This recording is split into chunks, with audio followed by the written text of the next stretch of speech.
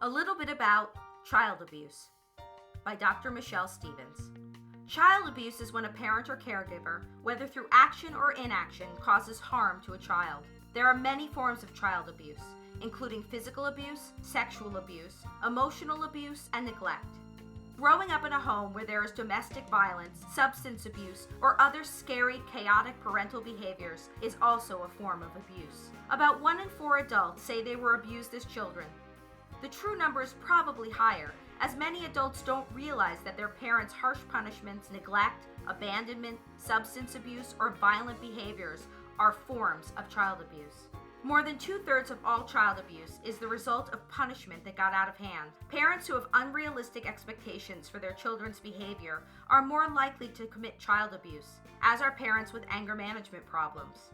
Other factors that have been shown to increase the likelihood of child abuse are parental substance abuse, mental illness, domestic violence in the home, and poverty. Children born of unintended pregnancies and children with disabilities are also at increased risk. Child abuse can cause a range of psychological, emotional, and physical problems, including depression, anxiety, post-traumatic stress disorder, eating disorders, and suicide attempts.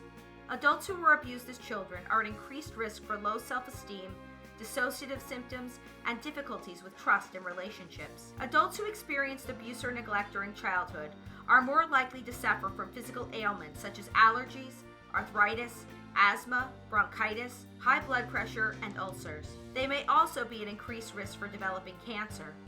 Many adults who were abused as children don't realize how it may have affected them, so they don't seek help for the abuse.